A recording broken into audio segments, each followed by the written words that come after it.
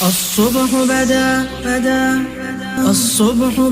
من طلعته والليل دجا من وفرته. السلام علیکم ورحمۃ اللہ وبرکاتہ. ناظرین، میں ہوں عبید اور آپ دیکھ رہے ہیں مسلم برائٹ فیوچر. ناظرین، محمد بن قاسم کے وقت مسلمانوں کے خلیفہ ولید بن عبد الملک تھے اور مسلمانوں کا دارالخلافہ دمشق شہر تھا. اس وقت مسلمان ایران فتح کر چکے تھے، اور چونکہ سندھ کی سرزمین ایران کے نزدیک ہے اور ایرانی سلطنت کی سرحد سندھ سے ملتی تھی، اس لیے اس زمانہ میں جب کہ ایران اور مسلمانوں کی جنگیں ہو رہی تھیں اور اسلامی فتوحات ایران میں بڑھ رہی تھیں، اس دور کے فتنہ پرور ایرانی سندھ میں آ کر پناہ لیتے تھے، اور سندھ بھی ان فتنہ پروازوں کا مرکز بنا ہوا تھا. خود سندھ کا راجہ داہر بھی اسی کوشش میں تھا کہ ایرانی سلطنت کسی بھی طرح قائم رہے. دراصل وہ مسلمانوں اور ایرانیوں کے مختلف معرکوں میں ایرانیوں کو عسکری مدد بھی دیتا رہا، لیکن جب ایران کی سلطنت پر مسلمانوں کا قبضہ ہوا تو راجہ داہر نے کچھ سرحدی ایرانی صوبوں کو اپنی حکومت میں شامل کر لیا، اور ایرانیوں نے بھی کرمان اور بلوچستان کے صوبوں کو سندھ کے راجہ داہر کے سپرد کر دیا تاکہ مسلمان ان پر قبضہ نہ کر سکیں. لیکن باوجود اس کے مسلمانوں نے سندھ کو فتح کرنے کی طرف توجہ نہیں دی، یہاں تک کہ راجہ داہر نے خود ہی ایک خاص واقعے سے مسلمانوں کو مجبور کر دیا کہ وہ اس کی مملکت پر حملہ آور ہوں. اس واقعے کی تفصیل کچھ یوں ہے کہ ولید بن عبد الملک کی فتوحات نے اسلامی حکومت کی داغ دور دور تک بٹھا کر رکھ دی تھی. اس وقت کے فرمانروا اور بادشاہ وقت ولید سے دوستی کی تمنا رکھتے تھے. سرندیپ یعنی موجودہ سری لنکا کے راجہ کی بھی خواہش تھی کہ وہ کسی بھی طرح مسلمانوں کے عظیم خلیفہ ولید بن عبد الملک سے دوستی پیدا کرے. چنانچہ اس نے اپنے جزیرے سے 8 جہازوں کے ذریعے ولید بن عبد الملک اور عراق کے والی اور محمد بن قاسم کے چچا حجاج بن یوسف کے لیے انواع و اقسام کے موتی و جواہر اور دوسرا بہت سا قیمتی سامان روانہ کیا. تحائف سے لدے ہوئے ان جہازوں میں کچھ مسلمان مرد اور عورتیں بھی تھیں جو کعبہ شریف کی زیارت کے لیے اور کچھ دمشق شہر کا سفر کر رہے تھے. جب جہازوں کا قافلہ سمندر کے اندر سفر کر رہا تھا تو سمندر کے اندر ہواؤں کے طوفانوں نے ان جہازوں کو بے قابو کر کے دیبل شہر کے ساحل پر پہنچا دیا. اس وقت دیبل شہر سندھ کی بندرگاہ اور راجہ داہر کے علاقے کا مشہور شہر تھا. یہاں راجہ داہر کا ایک گورنر اور سپہ سالار رہا کرتا تھا. یہاں قزاقوں کے ایک گروہ نے جسے نکامرہ کہتے تھے اور وہ دیبل کے باشندے تھے، ان جہازوں پر قبضہ کر کے ان جہازوں کو لوٹ لیا اور مردوں اور عورتوں کو گرفتار کر کے سارے سامان اور جواہرات پر قبضہ کر لیا. کچھ مورخین یہاں یہ بھی لکھتے ہیں کہ جو لوگ مسلمانوں کے جہازوں پر حملہ آور ہوئے اور انہیں لوٹا وہ میت قوم کے افراد تھے. مورخین نے یہ بھی قیاس آرائی کی کہ ہو سکتا ہے کہ میت نکامرہ قوم کا کوئی ذیلی قبیلہ ہو،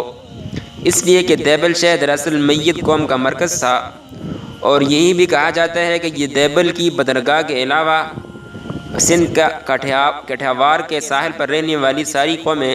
جن کا پیشہ لوٹ مار اور قزاقی تھا، ان سب کو میت ہی کہا جاتا تھا. اس لیے کہ سندھ پر محمد بن قاسم کے حملہ آور ہونے سے پہلے مکران کا علاقہ مسلمانوں کے قبضہ میں تھا، اور مکران کے مسلمان حاکم ابن عمر کے بارے میں لکھا ہے کہ اس نے پہلے تو شمالی پہاڑی علاقے پر حملہ کر کے فتح حاصل کی، اس کے بعد مکران میں میتوں سے جنگ کرتے ہوئے شہید ہو گئے. میت قوم ساحل سمندر تک دور دور تک پھیلی ہوئی تھی، اس لیے کہ بنو امیہ کے بعد جب بنو عباس کا دور آیا تو سندھ کے گورنر موسیٰ بن عمران نے بھی کندابیل شہر فتح کرنے کے بعد میتوں پر حملہ کیا اور انہیں متی اور فرمانبردار بنایا. بہرحال جب دیبل کے میت قوم کے قزاقوں نے جہازوں پر حملہ کیا تو سرندیپ یعنی لنکا کے راجہ کے آدمیوں اور مسلمان عورتوں اور مردوں نے ان قزاقوں کی بہتری منت و سماجت کی کہ ہم یہ مال مسلمانوں کے خلیفہ وقت کے لیے لے کر جا رہے ہیں، لہٰذا وہ ان پر حملہ آور نہ ہو اور انہیں جانے کی اجازت دیں. مگر ان بحری قزاقوں نے مطلقاً کوئی پرواہ نہ کی اور سب کو قید کر کے کہا اگر تمہارا کوئی داد رس کوئی امداد کرنے والا ہو تو اس کے توسط اور ذریعے سے خود کو خود ہی خرید لو. کہتے ہیں کہ اس موقع پر ایک مسلمان عورت نے چیختے چلاتے ہوئے اپنے خداوند قدوس کے بآواز بلند کہا یا حجاج اغثنی، یعنی اے حجاج میری مدد کرو. کہتے ہیں پکارنے والی یہ مسلمان عورت عربوں کے قبیلے بنو عزیر سے تعلق رکھتی تھی. بہرحال کچھ مسافر جن کا تعلق ان جہازوں سے تھا اور جو کسی نہ کسی طرح اپنے آپ کو بچا کر باغ نکلنے میں کامیاب ہو گئے. وہ عراق پہنچے۔ اس وقت خلیفہ ولید بن عبد الملک کی طرف سے عراق کا والی حجاج بن یوسف تھا۔ حجاج بن یوسف کے بارے میں آتا ہے کہ وہ تاریخ میں وہ کوئی اچھا اور اسلامی بندہ نہ تھا، اور اس نے کئی مسلمان عالموں کو اور حفاظ کرام کو اس نے شہید بھی کروایا۔ اس کے بارے میں مشہور ہے کہ وہ حفاظ کرام کو اپنی مجالس میں بلاتا اور انہیں کہتا فلاں آیت پڑھتا اور کہتا اس سے پچھلی آیت پڑھی جائے، یعنی یہ بہت ہی ایک مشکل کام ہے۔ تو اس طرح جو اگر نہیں پڑھ سکتا تھا تو پھر اسے حکم دیتا کہ ان کے سر کو قلم کر دیا جائے، لیکن اس نے یہ ایک کام بہت اچھے کیا۔ وہ جو لوگ بچ کر نکلنے والے ان لوگوں نے عراق پہنچ کر جہاز کو لوٹنے اور مسافروں کو قید کرنے کی اطلاع انتہائی دردناک انداز میں حجاج کو پہنچائی، اور یہ بھی کہا کہ اس وقت جب ڈاکو مسلمانوں کو گرفتار کر رہے تھے اور عورتوں پر ظلم توڑے جا رہے تھے، ایک عورت نے بے احتیاط یا حجاج اغیثنی، اے حجاج میری مدد کو پہنچو، یہ بھی پکارا تھا۔ کہتے ہیں کہ یہ الفاظ سن کر حجاج بن یوسف کا چہرہ غصے میں تپ گیا تھا، آنکھیں کر اور آگ برسا گئی تھیں، اور دہتی ہوئی آواز میں اس نے تقریباً چلاتے ہوئے کہا لبیک لبیک، یعنی میں حاضر ہوں۔ اور یہ بھی کہا جاتا ہے کہ یہ واقعات سن کر حجاج بن یوسف بے حد متاثر ہوا اور عبیدہ سا ہو کر رہ گیا تھا۔ اور یہ بھی کہا جاتا ہے کہ حجاج بن یوسف نے جب یہ واقعہ سنا تو اس نے کہا تھا، قسم اٹھا کر کہا تھا کہ میں اس وقت تک اپنی بیوی کے پاس نہیں جاؤں گا جب تک میں ان مسافروں کا اور اس مظلوم عورت کا بدلہ نہ لے لوں۔ اس حادثے کی اطلاع ملتی حجاج بن یوسف فوراً حرکت میں آیا، اور اس نے فی الفور سندھ کے حکمران راجہ طاہر کو ایک خط لکھا۔ یہ خط اس نے مکران میں اپنے حاکم محمد بن ہارون کو بھیجا، اور محمد بن ہارون کے نام بھی ایک خط لکھا، اور اسے تاکید کی کہ یہ راجہ طاہر کے نام جو خط ہے وہ راجہ طاہر تک پہنچایا جائے۔ حجاج بن یوسف نے مکران کے اپنے والی محمد بن ہارون کو یہ بھی تاکید کی کہ جب وہ خط جو میں نے طاہر کے نام لکھا ہے تمہارے پاس پہنچے تو اسے اپنے کسی معتبر افسر کو اس قاصد کے ساتھ روانہ کرنا جس کے ہاتھ میں خط بھیج رہا ہوں،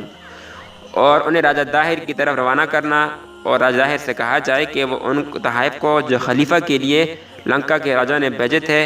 اور ان بیواؤں، یتیموں، حاجیوں، مردوں اور عورتوں کو آزاد کر دے جنہیں دیبل کی بندرگاہ پر قید کر لیا تھا۔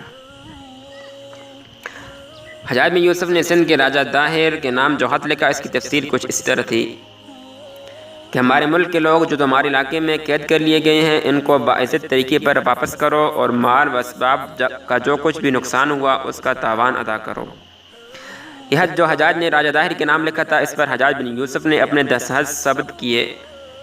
یہ خط جس قدر معقول اور شریفانہ انداز میں لکھا گیا تھا، اس کا جواب بھی اسی قدر معقول ہونا چاہیے تھا، لیکن راجہ طاہر نے اس خط کا جواب نہایت بے پرواہی اور فریب سے دیا۔ راجہ طاہر نے خط میں لکھا، یہ کام میرا نہیں بلکہ بحری ڈاکوؤں اور قزاقوں کا ہے جن سے میرا کوئی تعلق اور واسطہ نہیں۔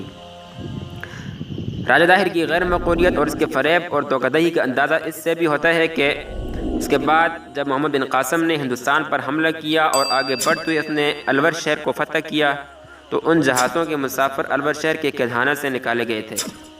مورخین لکھتے ہیں کہ اگر بحری ڈاکو نے ان مسافروں کو گرفتار کیا تھا تو سرکاری جیل خانے میں ان کے برآمد ہونے کی کیا وجہ ہو سکتی تھی، سوائے اس کے کہ راجہ طاہر کے جواب کو ایک فریب سمجھا جائے، یعنی راجہ طاہر نے جان بوجھ کر والنٹریلی اس سب کو ایک ڈرامہ رچایا۔ سندھ کے راجہ طاہر کا یہ جواب جب عراق کے مسلمان والی حجاج بن یوسف کو ملا تو اس نے مسلمانوں کے خلیفہ ولید بن عبد الملک کے پاس ایک عرضداشت بھیجی اور تمام حالات لکھ کر سندھ پر حملے کی اجازت طلب کی، لیکن ولید نے اس کی اجازت نہ دی۔ حجاج نے چند دن بعد پھر بارگاہ خلافت میں لکھا، میرا خیال امیر المؤمنین نے کثیر اخراجات کی وجہ سے سندھ پر حملے کی اجازت نہیں دی، لیکن میں وعدہ کرتا ہوں کہ اس مہم میں جس قدر رقم خرچ ہوگی میں اس سے دگنی رقم شاہی خزانے میں جمع کرانے کا پابند ہوں گا۔ حجاج بن یوسف کی یہ یادداشت جب دمشق میں خلیفہ ولید بن عبد الملک کے پاس پہنچی تو اس نے سارے احوال کا جائزہ لیتے ہوئے حجاج بن یوسف کو سندھ پر حملہ آور ہونے کی اجازت دے دی تھی۔ اجازت مل جانے کے بعد حجاج بن یوسف نے کیسے ان مسافروں کی جن کو بحری قزاقوں نے لوٹ لیا تھا اور اس عورت کی جس پر ظلم و زیادتی کی تھی اس نے کیسے مدد کی اور کیسے اپنے بھتیجے محمد بن قاسم کو لشکر دے کر بھیجا، یہ تمام باتیں انشاءاللہ ہم نیکسٹ ویڈیو میں ڈسکس کریں گے۔ تو تب تک مجھے اجازت دیں، اللہ حافظ۔